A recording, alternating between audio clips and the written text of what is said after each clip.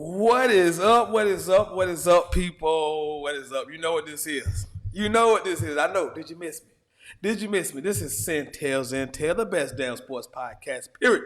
The undisputed champion of sports podcast. I am your host, the sensational Sentell Wideman, aka Mr. No Days Off, aka the One Man Dynasty. I told you people that once the off season hit for me, I'll probably do a few shows before we head off to next fall, obviously. So I told you we'll do a post combine free agent show, which is that's what this is. Then next month we'll probably do a little mock draft show in April, and then the next time you probably see me will be like the NBA Finals, and that's probably it until we get the next fall. It's a heavy football show today. Obviously, you can see I will have a guest. He's already in your screen, so we didn't even want to waste no time with that.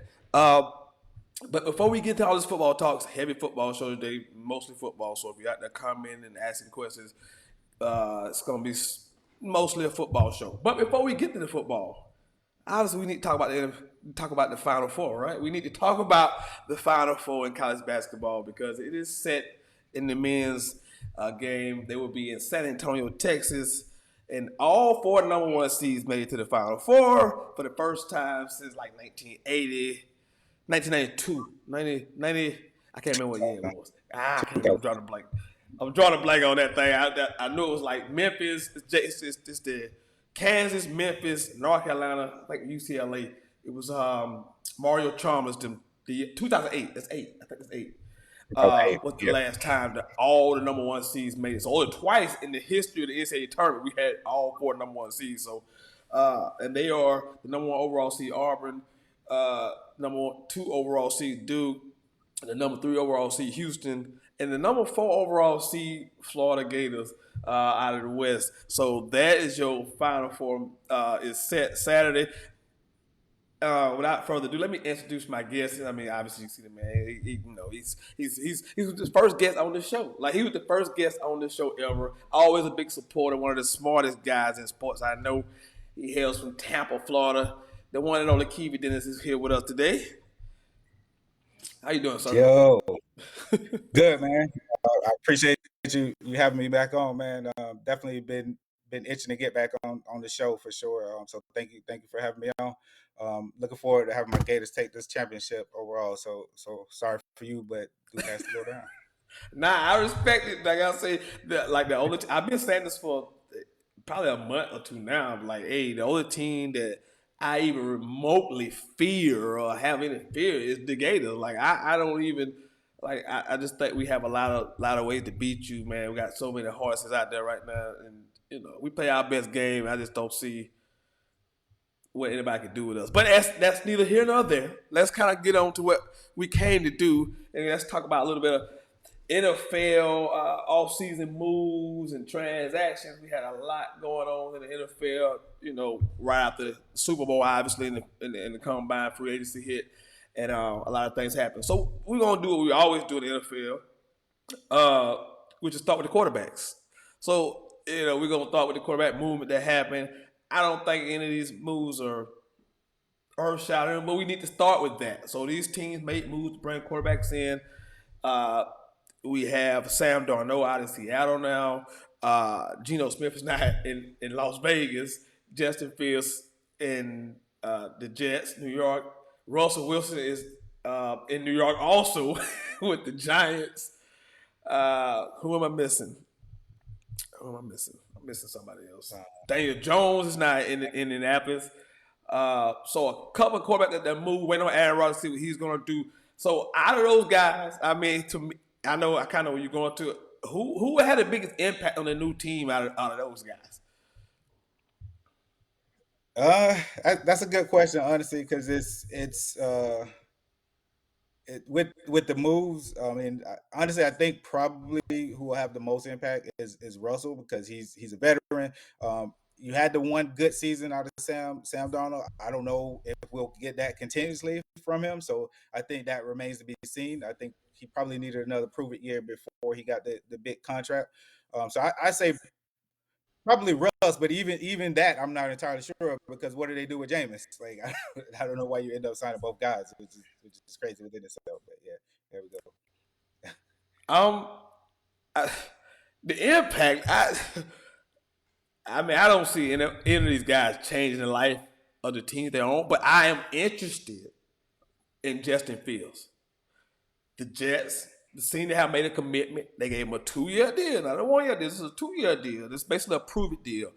Can this be a Baker Mayfield proclamation type thing for Justin Fields? They gonna give him the opportunity to be the starter. He don't have a whole lot of weapons. No, what the offensive line is good. I think they got some good skill position people. Garrett Wilson and Brees Hall in the backfield, but not really a great tight end and another number two because we're losing Devontae. I just like watching Justin Fields. I think he hasn't really got a fast shape to be honest with you, but some of he created himself. I mean, when you go to the Bears, they are where quarterbacks go to die. So I don't look at that stint as the end all be all for him. And I thought he looked good with the Steelers for the little bit of time that he did play. I was surprised that they benched him and went to Russell. So I'm looking forward to Justin Fields. I think the other guys, I mean, I don't know what the Steelers are going to do. I have no idea. I know they want Aaron Rodgers, but he don't really want them. So what did they do? They got Mason Rudolph right now. If the season started today, the Steelers would have Mason Rudolph if they started quarterback. So Yeah, that's wild, man. It's like you say, that probably the biggest move is the one that we haven't had yet. So we don't know what Aaron Rodgers is going to do. But I mean, I know he's saying that he doesn't want Pittsburgh necessarily, but his options are drying up. Like there ain't too many in the market for a 40-plus-year-old quarterback that's on the last limb that right. looked pretty bad last year. So I mean, his market drying up. He definitely needs to kind of look into Pittsburgh if he's not already anyway. So yeah. Yeah, yeah, man. I just like I say, Gino's a good quarterback, but uh, good. He's good to average, to below average. I thought he did some good things in Seattle. And the Raiders don't really. I mean, outside of the tight end Brock Bowers, they don't have a lot of weapons. They don't have a running game, so I don't see Gino looking as good as he has the last couple years. Because Seattle, those rosters were loaded. To me, offensively, were loaded. He had some really good offensive weapons and was able to throw the football and show his skill there. Sam Darnold, now he goes to Seattle. I mean, I'm not really sure what was behind that move. I don't really know because if they think they get the same Sam Darnold they got in Minnesota, who had Justin Jefferson and Addison and T.J. Hockenson and Aaron Jones in the backfield. Whoo, they in for a rude awakening. So I just I just don't know, man. I just don't know about any of those quarterbacks making an impact. Russell going to the Giants, that's a desperation move. You got Wilson and James Winston. What are you doing in the draft now? Are you still drafting a quarterback? Have to. They have to still take a quarterback because you don't have a long term solution at the position. So you have to take the quarterback, and they probably still need to take one early as opposed to waiting because it's not really a long list of quarterbacks in this draft that are set to make an impact in the league. But yeah, Yeah, that's give me a second. Uh, um, yeah, I just can't see any of those guys really making an impact. So, um, let's kind of transition and kind of move along to just the all season in general. And we'll start like I said, we'll start by divisions and teams that made moves and how I think Philadelphia we would agree is still the best team in the NFL after this period of the off season. I think we would agree Philadelphia's still the best. yeah, for sure. Talent wise, they still have the most talent. I think they did lose Josh Sweat, Josh Sweat. and Milton Williams. Yeah, Yeah. Milton Williams as well. But I think they have more than enough talent to kind of make up for those two losses. So yeah, they still the most talented team without a doubt. Yeah. So just like I said, we'll start in the NFC. We'll start in the NFC East. Like you mentioned the Eagles, they did lose Josh Sweat. They also lost Chauncey Gardner Jr. Um, and Darius Slate. They lost Slate and Gardner, and then Josh Sweat. But I do agree, they still got that offensive line. They still got those two big receivers. They still got that guy in the backfield, 2-6. And Jalen Hurts is more than capable of getting the job done. Um, he's not gonna wire you with his stats or anything like that. He's never gonna be that guy, but he just does enough to win football games. So that's where I'm at with that. You can all chime in. I see you want to chime in on that. Yeah, yeah, no, I'm with you. They did lose some pieces. And we transitioned to the NFC East now, or we're just talking about the Pittsburgh Yeah, just still. stay in the NFC East. Stay in the NFC East. Okay, yeah, I mean, clearly they're still the best team in the East. I do like some moves that the Commanders have made, so I Yes. think the Commanders Yes. um, are trending in the right direction. You know, they got a second year quarterback that performed really well his first year, and you know they're adding some pieces around him that can definitely help out. So I'm okay with them probably being the second best team. Um, I don't know what the hell Dallas is doing. Like, can you tell me what are the Cowboys doing? Look, they still looking for a running back, and the running back that they did have that was serviceable last year, they just let him walk. So I'm like, I don't know what's They going picked up two running backs, on. Yeah, I saw that. Javante Williams and Yeah, I'm missing the other guy. if I'm not mistaken, Javante Williams averages like 3.3 yards per carry. I mean, they picked obviously, Miles Sanders. They picked up Miles Sanders and Javante Williams. right. Is that better than what they had before, though? I mean, I don't know. I thought Rico Dowdle had a good season. You know what I'm saying? Why don't we bring Dowdle back instead I don't. instead of They have the no. other guy? They have no idea what they're doing. they they have no idea what they're doing. They have zero idea what they're doing. They have no idea what they're doing. Um, I'm with you with the Washington moves, the Debo.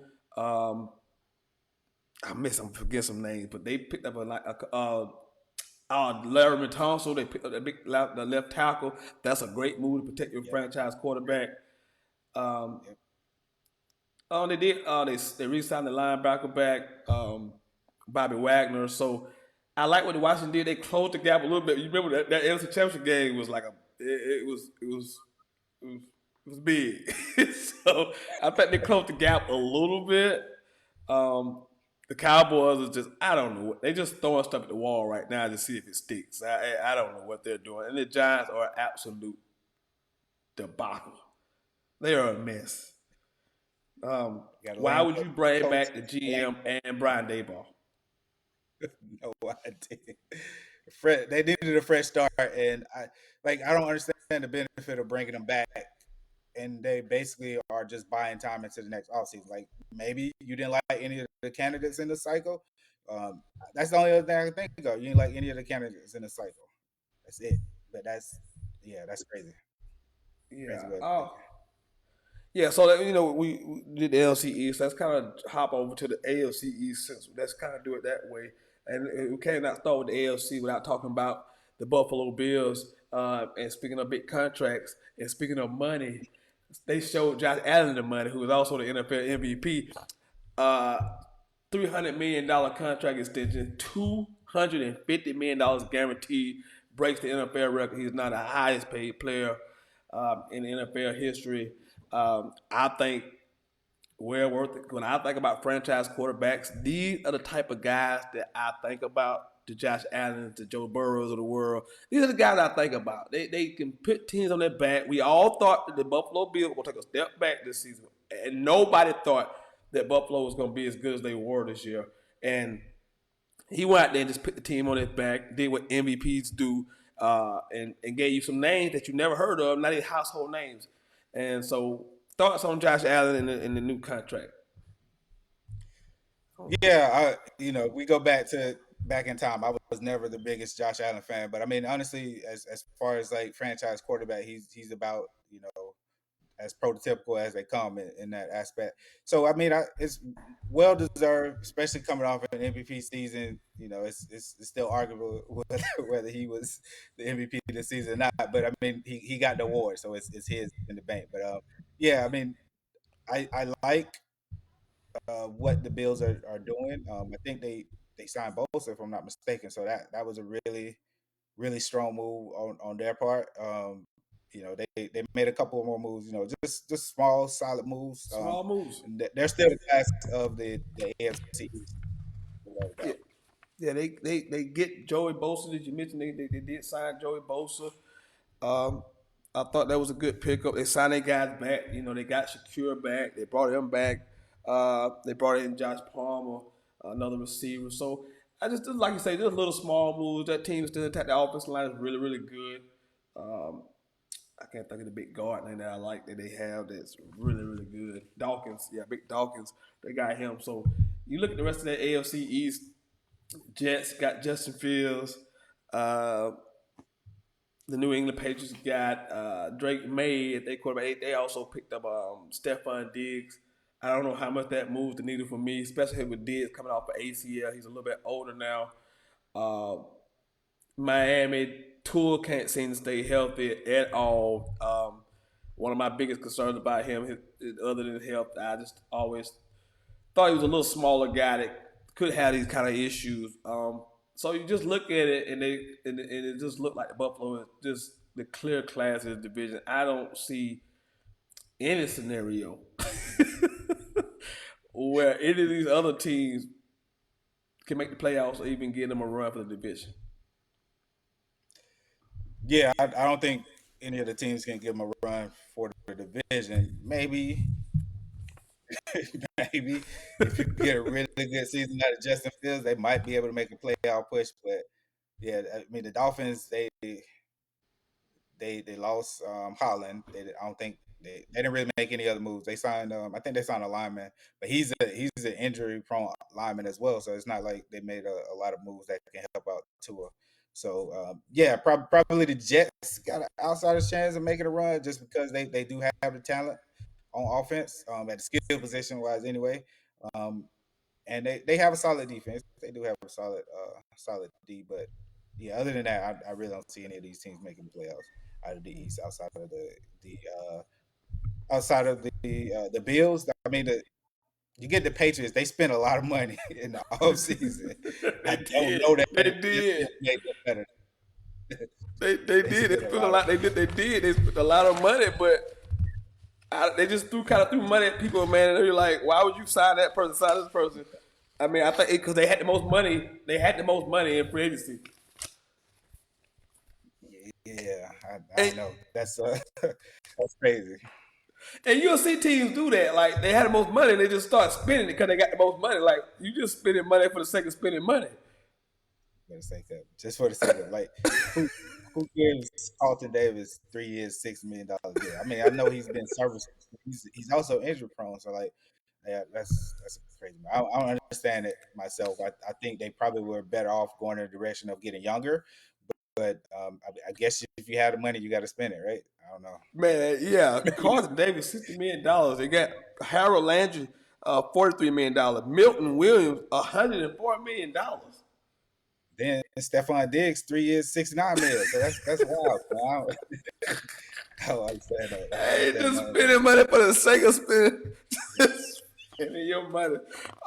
Just Let's move over right. because we talked about the NFC East because we started there because of the team that won the Super Bowl. Let's talk about the team that lost the Super Bowl, and we talk about that division, the AFC West, the Chiefs losing Big Joe Tooney. I think that's to me that's an All Pro guard. That's a big deal to me. They really hadn't made no moves to really uh, solidify the wide receiver room. We don't know what Rasheed Rice is gonna be like after the injury. Is every Worthy already getting in trouble? So that's not good. Um, Travis Kelsey is not getting any younger. He looked like a shell of himself last year. I don't expect him to bounce back and be rejuvenated this year. We know the defense is probably the strong suit of Kansas City right now. So, how are you looking at viewing Kansas City after that Super Bowl loss and head to this offseason? Yeah, like you said, Joe Tooney is a huge move, but they at least franchise tag Trey Smith. So I mean Yes, that's huge yes. itself to at least make sure they can keep him intact because he's if you got the two and you got to make a move on one of them, you generally want to go towards the younger guy, and Trey Smith is the younger guy in this situation. Um, you did mention that defense is probably their strong suit, but I think they lost. One of the underrated moves is losing Justin Reed. Justin Reed was a really good safety in Yeah, this defense, solid. and losing him is gonna be more of an impact than than people are kind of letting know because he's not really like a Pro Bowl level safety, but he's solid. He's solid every turn of the way. One move I did like that they made is they got Christian Fulton, which I think is a solid underrated move in their part. So I think that'll help them out in this case as far as like in the secondary because he's he's a little on the smaller side, but he can cover, and I think he'll fit well in Steve Spagnuolo type of defense. Yeah, I look at it. I think some teams got better, man. I think I like what Denver did. They got Dre Greenlaw from us. So look, I can speak specifically to these moves because they got two Yeah, of my stars on their defense. On defense, that was already really, really good. They add Hufanga, they add Dre Greenlaw. Um, Bo Nix was a surprisingly really, really good last year. Really, really good last year. They got some solid receivers. The running back, so the offensive line, so. But Sean Payton has proven again and again at this point he can absolutely coach ball and he can coach quarterbacks. I like what they did. I'm not sure what the Chargers are kind of stand. I got the Chargers kind of stand put stood at pat. They did lose Joey Bosa, so and we saw Justin Herbert look like straight up garbage in that playoff game. So and then the Raiders are the Raiders. So I think that the Broncos have made significant strides and have got closer. And you look at those games when they play each other; those games are already close anyway. So if the Broncos can beat some teams outside of the division, outside of the conference, then we could potentially be looking at a changing of the guard to me. Because I don't think Kansas City is going to be as good as they've been the last several years. and you think about it, they weren't even great last year. They snuck out a lot of these games at the Mm-hmm. end, like a lot of close games in the end. Going back to your point with the Broncos is a really solid underrated move that they made is signing Evan Ingram. You don't mention Evan Ingram, but what he'll help Bo Nix do, Oh think yeah. back to Sean Payton's time with the Saints and what he was able to do with Jimmy Graham. So like a tight end that can stretch the field. That's been a staple of Sean Payton's offense. So I think that's a really solid underrated move. Boy, that is a solid pick. I did not mention that. I did not mention that. Having a nice tight end like that for your young quarterback is huge. Because I like the receivers that they got. I can't think of all of them now. Courtland Sutton obviously is the marquee guy, but they got some young guys that I really like. The guy from Franklin, the guy from Oregon, and there's another guy, Valea, whatever his name is. He's pretty good. So they got some young receivers. Now you add that tight end in the mix. I'm kind of liking what the Broncos got going on out here. They could potentially cause some problems in the AFC West. Let's move over to the NFC West since we already out there. Um, yeah, the Rams won the division last year. They were talking about not. I never believed it. I never believed that they're not gonna sign Matthew Stafford back. That's just insane because Matthew Stafford is still one of the best quarterbacks in this league, and this guy Yeah, can flat out spin the football. Like he can absolutely spin the football. This guy is one of the best, maybe one of the most underrated quarterbacks that we've ever seen in the NFL. Given the talent, and he's won a Super Bowl now, so he's a Super Bowl champion. And man, he just gets it done. Let's think about Matthew Stafford and the Rams. They picked up Devontae Adams. They did lose Cooper Cup. yeah. I think solid move. That I mean, like you said, there's only a handful of quarterbacks that are starting starting level quality. I mean, you have 32, 32 starting quarterbacks, but Mm-hmm. honestly, you're probably looking at about half of those that are actually starting caliber quarterbacks. So, I mean, if you go into the offseason without one, what's the chances that you're gonna make any noise in the playoffs or even in the regular season? So I mean, Stafford, like you said, he has been one of the underrated. You forget almost that he was the number one overall pick because people been kind of shitting on the dude for Yeah. so long, man. And Yep. now all he Play with did was Detroit. kind of like show up. Right. all he did was show up. Like even in Detroit, he was putting up good numbers, and they were saying like, "Oh, well, he's only putting up good numbers because he got a Hall of Fame wide receiver in Right, Calvin Johnson." But right, honestly, he was good, man. He was good there. He just wasn't. I don't know. Maybe Detroit fans weren't ready for him, but yeah, right, he's been solid. So right. yeah, I I like that. But Yeah, I mean, and I think you wait over time and you start growing affinity for people, and you're like, damn, we really didn't appreciate Matthew Stafford, man. Like we really didn't. And you look at him like, who gave the Eagles the best game last season? You look at who gave the Eagles the best game last season. It was the Rams. right, the Rams, They went a team that you outdoors. because talent wise, they don't match up with Right. with the Eagles talent wise, but they did give them the best game. It wasn't even close. Like of any other team Right. they played, they played. Right. And that's mostly because of Matthew Stafford. He making throws out there in that weather and in tight coverage. I mean, against that defense, I'm like, we don't get Matthew Stafford number. I think we are now. Like you say, because that elite stats that we just keep putting on people. We keep putting elite stats on people after having one season. We just put elite stats. Oh, this guy's elite after one season. And then you have a guy like Matthew Stafford who don't put in 12, 13 years of work. And you're like, damn, you putting up great ass numbers, and we calling these guys elite. So what is Matthew Stafford? I mean, I think he's a Hall of Famer. Bro, if Eli get in the Hall of Fame, then you gotta put Stafford in the Hall of Fame. That's all I'm saying. Obviously. Eli made the Hall of Fame. You gotta put Stafford in. Obviously, you have to And, put Stafford. and Let's move along to the other team in the division. The Seahawks.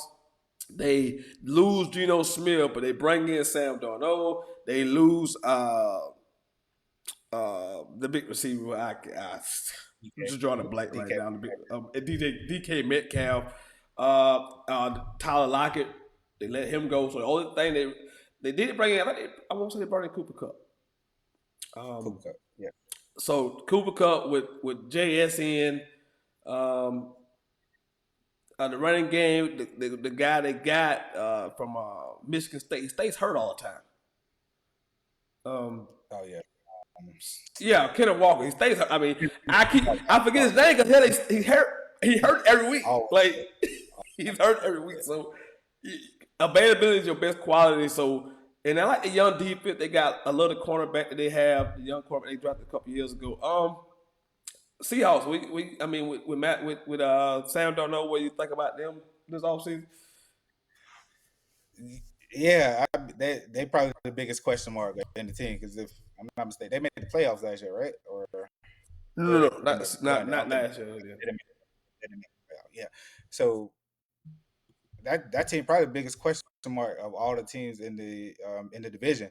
You got the Raiders, and nobody knows what the hell the Raiders are doing, right? So what's going on there? Like, all right, they brought in Tom Brady on the ownership team, but nobody still knows what's going on there. But the Seahawks definitely they the biggest question mark because we don't know what we're gonna get from Sam Darnold. He had one good season of all the seasons they've been in NFL, and he got a payday off of that one good season, even though he had a really talented supporting cast around him. So you bring him in here to a team where the cup is bare, and you give him $104 million. I mean, it's over not 3 a years. bad contract. It's not, but to give it to him, it can set the team Yeah, back. yeah, yeah. I mean, I Set think the team back in the same situation where you're looking for a quarterback in another cycle. So yeah, I mean, yeah, they we got. definitely. I mean, we have legit questions about Sam Darnold. That's fair to ask. We only had one sample size of a good season. The rest of it's been really bad. Now he did play for some horrible organizations, the Jets and the Panthers. Let's get that out the way. First of all, he played with some terrible teams. Let's just get that out the way. Let's get now. How much did he? Yeah, Nah, go ahead. no, I'm saying no, that's true. He did play.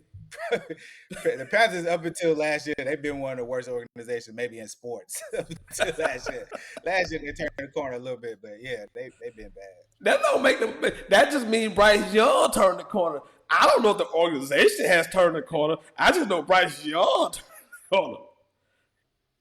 Well, I'm gonna give them credit because whatever they did with benching Bryce Young, it worked. So whatever they did that, it works. I'm gonna give them some credit for that. I'm gonna give them credit for that. I think You get I love the character. Now we get off track. I did love the character of Bryce Young show after that bench. That was big time. Moving on to the NFC West. I don't want to talk about this. I really don't want to talk about this, but we got to talk about this. The San Francisco 49ers. It was a fun ride. It was fun while it lasted. I've lost a lot of key people from those championship runs. I saw this coming. I saw it coming last season. I knew we were going to make the playoffs. I told everybody who would listen. I said, no, this team is shot. The team is emotionally shot. It's been in four NFC championship games in 5 years. You've been two Super Bowls. You blow two Super Bowl leads. The team was mentally and psychologically shot, so I knew that was a wrap. And then physically, the toll it takes on you to keep going back and playing all those games, and your older team. So I seen that coming. Now we're trying to cleanse the team, get a little younger, but in that process, you lose some key players. Debo is gone, missing Drake Greenlaw, Hufanga, Javarius Ward. I could go on and on about this. Jalen Moore, who's our swing tackle. He's gone. Aaron Banks, who's our starting left guard. He's gone now. I should probably have a shorter list of who people who actually still on the team and people who have left the team. Brock Purdy has not signed his contract extension yet. They're working toward that deal. Brandon Ayuk coming off a torn ACL and a PCL. Make me feel better about my Niners, please. All right. The NFL draft is coming up. That's about the only way you got an opportunity to get some new faces in there, and you got a relatively earlier pick than you had it in past years. So there you go. Yeah, a bunch of picks too. Got a bunch of picks. Bunch of picks. A lot of picks. Yeah. Like 11 picks or something like that. Yeah. Yeah, man. I don't know what they're gonna do with the Brock situation. I'm pretty sure they're gonna sign Brock. I mean, you have to at this point. I'm not a fan of $60 million. I think can we get to $50 million? Can we get to 50 around that range? I wouldn't be okay with 60, but 50 is probably gonna be the going rate. You gotta pay him more than Sam Darnold. And Bake, which I think he's in that category. I wish we can get that Baker Mayfield deal. That would be a beautiful deal. I would love that deal, but that's not how this works. Agents are smart people. If Dak Prescott is getting $55, $60 million, then how you gonna pay Brock $35 million? Like that's just not the world we live in.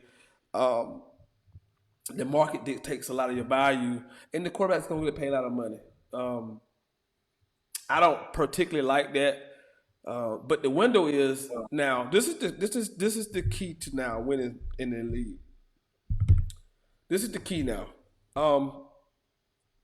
This is the way you do it now. You grab the quarterback. You got him for 5. You basically got him for 5 years. You got him under lock and key for 5 years. Really 7, because you can franchise him twice. Yeah. So what you do, get you a good young quarterback like Washington just did. You stack your roster for 3 straight years. You stack the roster, and you hopefully you cash in. Because once you start paying that quarterback, and he's not Lamar, he's not Joe, he's not Pat, he's not Josh Allen, you're gonna be in a world of trouble. Oh yeah.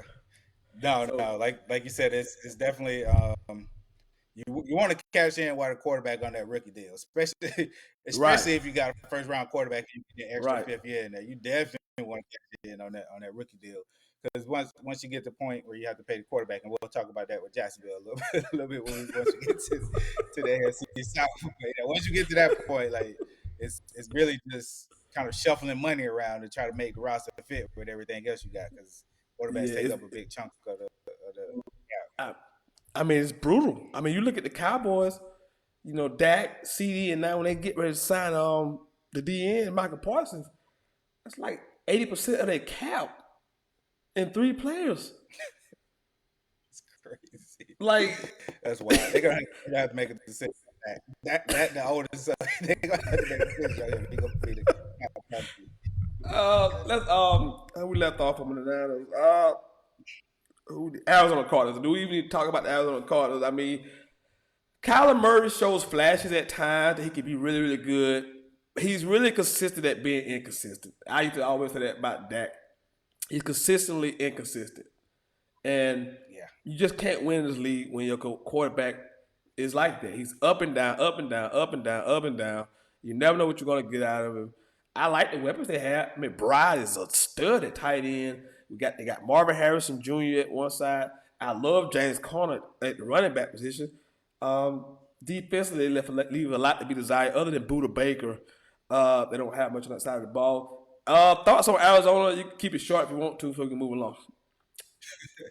Yeah, Arizona still stinks. That's the only that's the only thought on him. No, like you said, Kyler's so inconsistent. Not just with the inconsistent, he's had injury concerns too because he's smaller. So I mean, couple that with that, I mean, it's just a bad situation, man. All right, let's move along to another the AFC North. Let's do the AFC North because we can talk about the Bengals and what they did this offseason because they made news this offseason when they signed not just Jamar Chase, they also signed T. Higgins. Now, before y'all jump up and down for T. Higgins, look, I'm not shitting on T. Higgins' agent. I don't want to do that. Obviously, T want to be in Cincinnati. I don't know if y'all looked at the contract. It's thoroughly as I have looked at the contract. It's not a great contract. Yeah, it says over $100 million. Yes. It says over $27 million annually. Yes. But it's only a $10 million guarantee the rest of the contract. He got $30 million at signing. It's over $10 million the rest of the way. So they can cut him any more they want to. He's only going to get $40 million out of this supposedly $120 million deal. Have you seen the contract? Yeah, I looked it over. I saw it. I saw it earlier. It's a team friendly contract. Let's say it. Very Team friendly. Definitely team friendly, not player friendly. So yeah, no, I mean, I don't understand why his agent would give him to sign that deal. I mean, I get that you get the 40 mil guaranteed, but he was already on the franchise tag and you were getting 26 guaranteed on that. So I mean, honestly, that's not a lot or far off from what you're already getting. So I guess that would be considered the hometown discount. Oh, it's I mean, because I ain't for it. Yeah, because you look at Chase's deal. Chase is getting $112 million guaranteed. That's a significant difference okay. than T only getting 40. Chase is getting over $80 million more. Yeah, that's why. That's crazy, right? That's That's crazy, why. right? Right, unless they made a promise to T that we don't know about, like, hey, we got to do it this way for to cook the books, and then we're gonna give you a reconstruction, restructure the contract, a few years down the road. If they made that, they made that deal to him, then I understand that. But other than that, I don't understand it at all. Not at And the all. reason they would do that because the other guy I want to talk about is Trey Henderson. They have to find a way Yes. now to sign Trey Henderson, who's led the league in sacks 2 years in a row, and he's gonna want $30 million a season. I just don't know. They got to keep the good defensive players because right now that defense was already atrocious. That's with Trey Henderson. Now you Yeah. possibly could lose Trey Henderson, but I'm gonna be honest with you. I like what they did by signing T. Higgins. I mean I know it's a terrible deal, but I like the idea of keeping Joe Burrow happy. Joe said he wanted them guys. They paid them guys. Now it's up to the scouting and your front office people to draft well on the defensive side of the ball. It's up to them now. You can make this work. You can do this if you draft well and you can sign some hidden gems in there. Yeah. No, it's possible. I mean, they got the framework to be a really really good team, especially offensively. Like I said, defense Yes. does need a lot to be this. There's still some question marks on the offensive line. Like I think they still need some help along the offensive line because even though Joe had a really good year last year, he still was kind of beat up a little bit as far as like sacks. So yeah, I mean you can fix the defense, you can fix the offensive line, which I think they can do.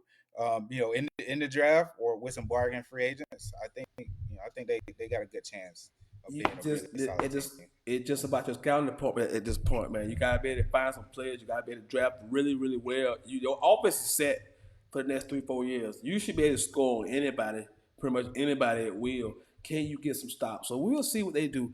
Let's move on to the high-profile team in the AFC North. Obviously, the Baltimore Ravens. Disappointing end to the season last year again. Uh, Getting out of the playoffs. Um, they um they didn't really do a whole lot. They brought in DeAndre Hopkins.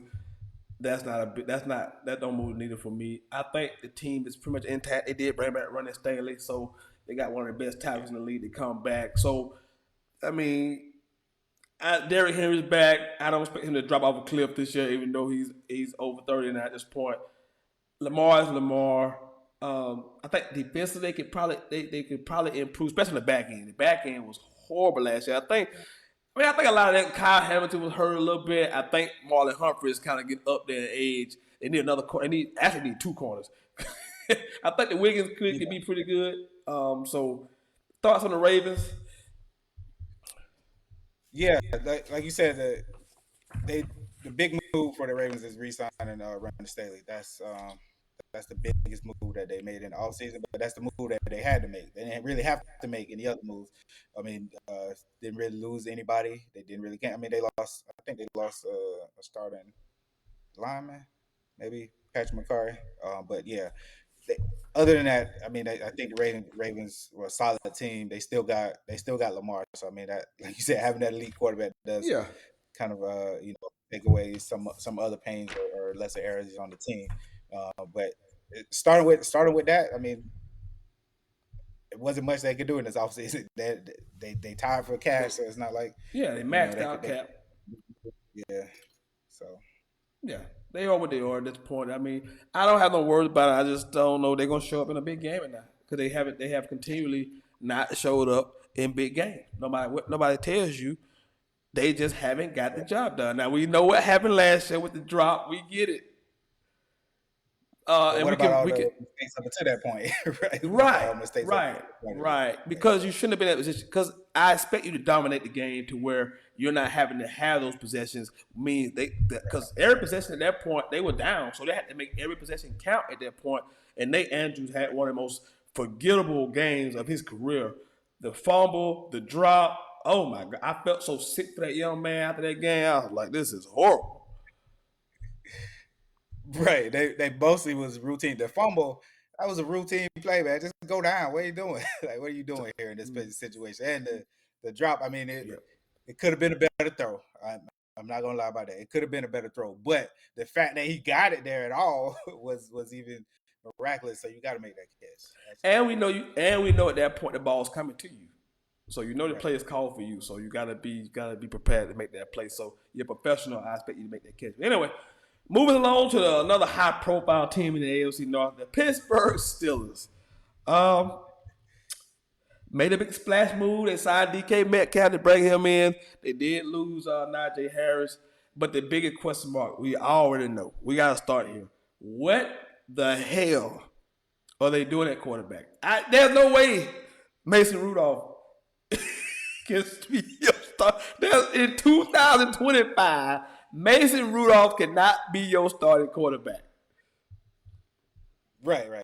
Did you think about the last offseason that they went into with Mason was the starting quarterback? What they did, they ended up early drafting Kenny Pickett because they knew that a couple years ago that Mason Rudolph couldn't be the guy. So what you do here at this point, I don't know. I mean, I understand the DK move because you want to get DK. They made the move ahead of free agency, so you want to get that guy so you can kind of try to entice the quarterbacks. Like, hey, look, we got some weapons here. We Right. got DK, we got the other hothead. George Pickens. What's the guy name? George Pickens. Yeah, we got Jordan Pick. Yeah, we got Pickens, and you know. Fire move. So I understand making of the move. Yeah, try to entice the quarterbacks before everybody had a chance to sign somewhere, but I guess it didn't work out. So now we look Oh, at Aaron Rodgers or Mason Rudolph. I don't know what they're gonna do because they want Aaron Rodgers, and we talked about this early in the program, but he doesn't want them, and I'm not sure even waiting for Aaron Rodgers at this point is a good idea. If he don't want to be there, why get a guy who doesn't want to be there? Um, it's just gonna create a lot of other unnecessary problems. This is a huge failure by the Pittsburgh Steelers front office. You don't even try to sign Justin Fields back to at least have a guy who was there last year with the same offense coordinator. You don't even give him a chance to to show you what he got. I mean, now that could be a bad thing on Justin Fields. They could be like, man, we saw it for a whole year. We still didn't want to sign him. But you can't go into the season with Mason Rudolph as your starting quarterback. Not in God's green earth. And that's what we look at. If you don't get Aaron Rodgers, that's what we look at. I mean, what are you going to do? You can't draft because you're not drafting. You're not going to draft one of these high profile quarterbacks in the draft. You're not getting one of those guys. So what the hell do you do if you're still if you're the Steelers? Who is your quarterback? Right. I don't understand not re-signing Justin Fields. Like what they got? He got 2 years for 40 million, 2 for 40. 2 years, Like just 2 year you can deal. afford that because you're going to pay Aaron Rodgers that at least for 1 year. Right. I know you can. I know you can afford that, so I don't understand that move myself. I can understand moving on from Russ, you know what I'm saying? Because Russ looked Right. by the Russ is cooked. Now he ain't cooking. He's cooked. Yeah. Now let Russ cook. No, he's At cooked. least Fields, man, like 25, Fields 25 years old, man. Get a man a chance. Yeah. No, let Russ cook. No, Russ is cooked. Let's move on. To another team that has no quarterback, has been ran poorly for a long, long time. The Cleveland Browns. They signed one. The Deshaun Watson trade and signing at this point will go down as the worst acquisition in the history of the NFL. Do you agree? It might be the worst in the history of all sports. I'm not even gonna go NFL. It might be the worst in the history of professional sports. It's been brutal. $230 million guaranteed, and he hasn't played a whole lot. And when he did play, he looked awful. And now he got the Achilles injury. I think he re-injured it. They are just an absolute mess. But unlike the Pittsburgh Steelers, they have a high draft pick, so they can probably solve some of their problems. One of their problems at quarterback. Before I get to the quarterback position, we'll talk a little bit about the draft situation on the Browns. Myles Garrett became the high defensive player in the NFL this offseason when he signed it for a 4-year extension over $140 million. $123 million guaranteed of that. Myles Garrett spoke about at the end of the season how he wanted to be out of Cleveland, and he wanted to win, and man, he's tired of the organization. And then the Browns said, here's $123 million guarantee, and he said, you know what? I like Cleveland again. I love being in Cuyahoga County. I enjoy Cleveland. There's no better place in the world than Cleveland. Myles Garrett, highest paid defensive player in the NFL. Thoughts? Yeah, I mean, looking back on it, I never thought he really wanted to leave Cleveland. I always thought it was a money ploy. You know what I'm saying? Which I get. You know what I'm saying? Like you got to say what you got to say to get your money, which he did, and he got paid. So, I mean, it worked. It worked in the end. It worked. Okay, I gotta get you out of here by one. So, let's talk about the Jags a little bit. Let's talk about the Jags. Let you talk about your Jags. So before you get out of here, let me talk about your Jacksonville Jaguars. Yeah, I mean it's we made some moves. That's what I can say. Like we tried to address some offensive line woes. Not sure that's gonna help. we ain't making any moves that gonna put us over the top. You know what I'm saying? In a weak division at that. Like we're in a weak division already, and we still didn't make no moves to put it over the top. But which I get. We got first time GM, we got first time head coach. You know what I'm saying? Like this is their first off season, and it was kind of accelerated. As far as like when they got the job. So they only got the job maybe like a couple weeks before free agency fully started. So I mean. I wasn't expecting much, which I'm still not expecting much. I don't know which direction we're gonna go in the draft, but good thing is, like I said, we're in a weak division, so it really won't take much other than staying healthy to be able to win the division itself. So I'm okay with moves. Like I said, they kind of like underrated our moves. Like I like Diami Brown. I like that signing, solid signing. He had a really good playoff run, so I really like that sign. We got him at a 1-year prove it deal, so I like that. I think that's something that can help out. Okay, the biggest question, obviously, you have a guy who's being paid like a franchise quarterback. Where are you at right now on Trevor Lawrence? Where are you? I don't think at this point he's a top tier quarterback. And I mean, it's a couple things that fall into that. He's been hurt. He hasn't had the best cast around him, or even going back to like play calling and offensive structure. Last offense coordinator last couple years. A lot of people thought Doug was calling the plays. Doug wasn't actually calling the plays. So I mean, that was part of the actual issue itself. Doug was loyal to a fault to the coordinator Press Taylor, and that I think stunted the development a little bit. But I mean, what like you said, once we get to the point where you paid him, like he paid now, so he has to be the guy.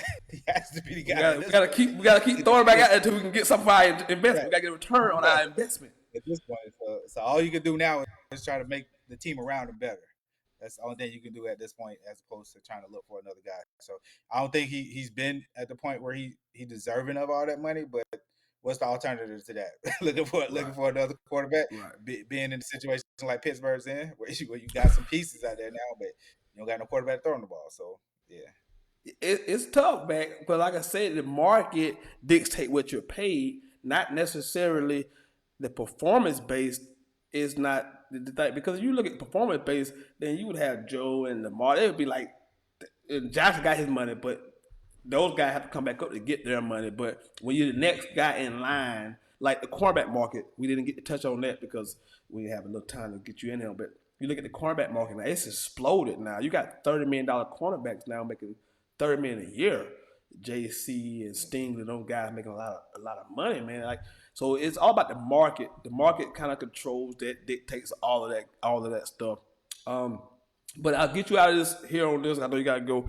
We're talking about the Cleveland Browns. Uh, who they draft, Shador or Cam? honestly, I don't think Cam makes it to them because I think the Titans draft Cam.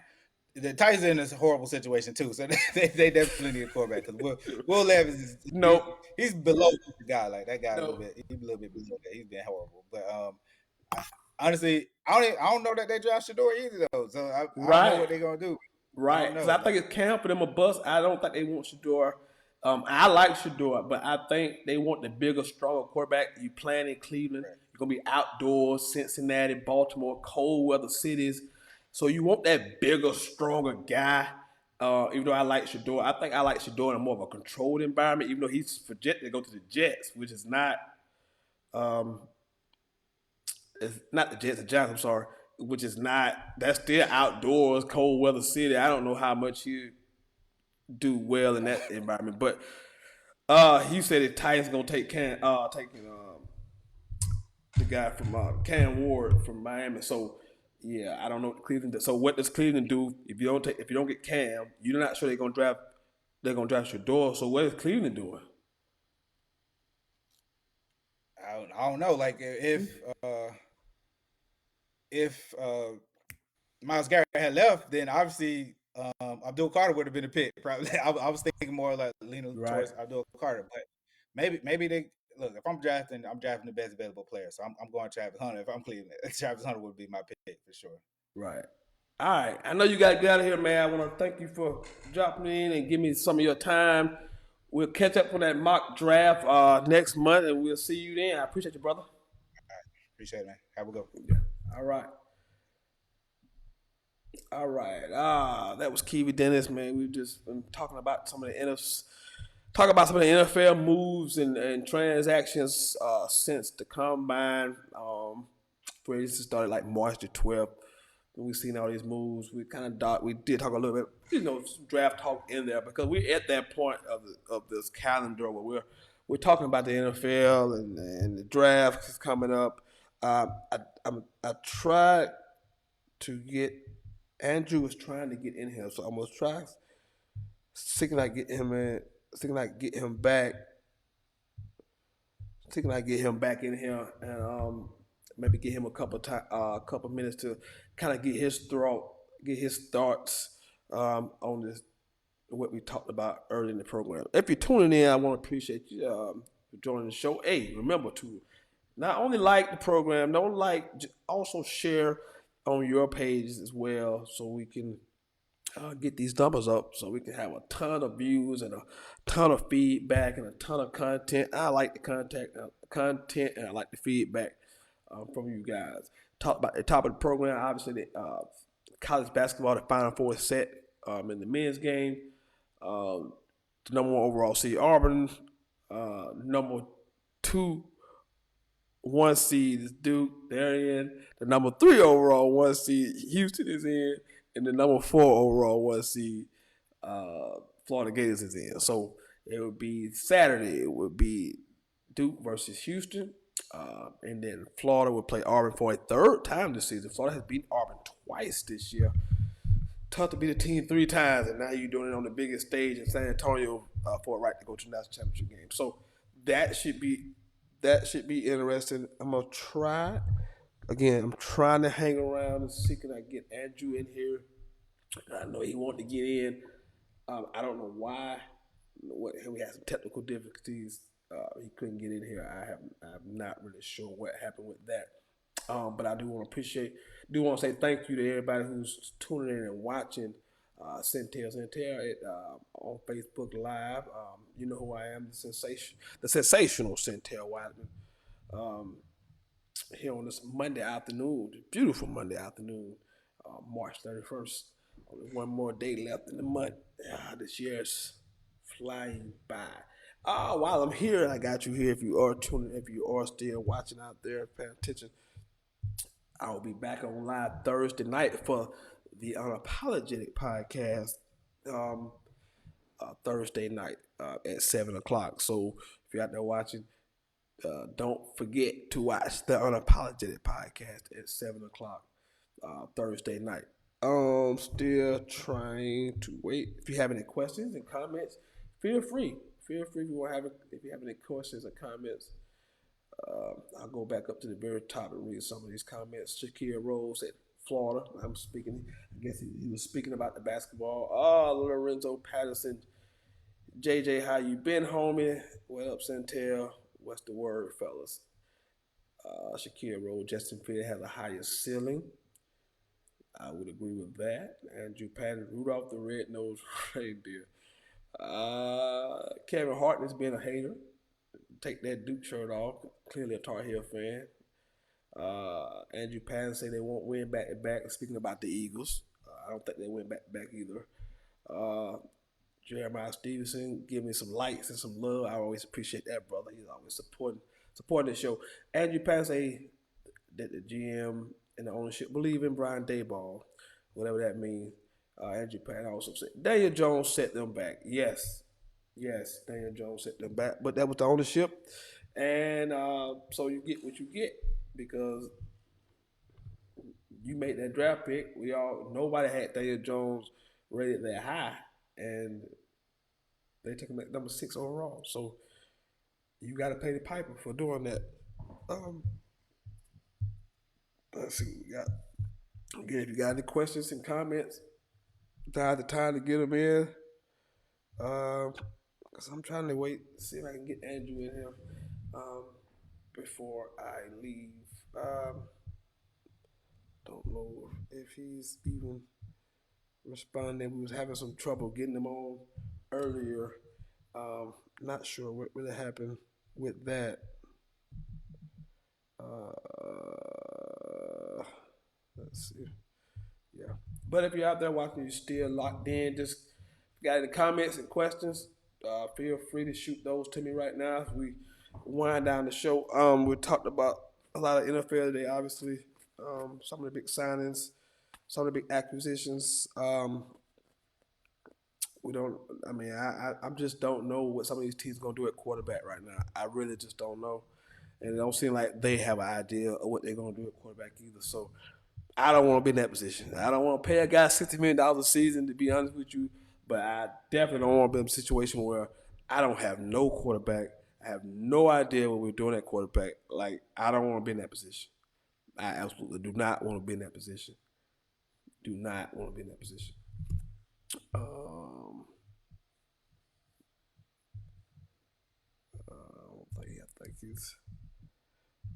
he's here.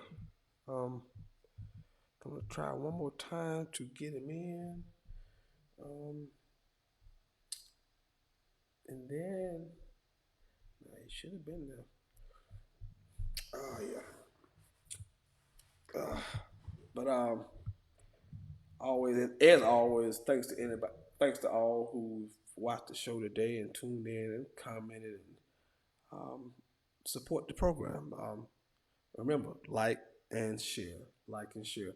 Looks like I said, I was gonna try to get him in, but I don't see him anymore. So don't like we're gonna be able to get him in. But so the next time you'll see me on Sentell will probably be later next month. We will do a mock draft.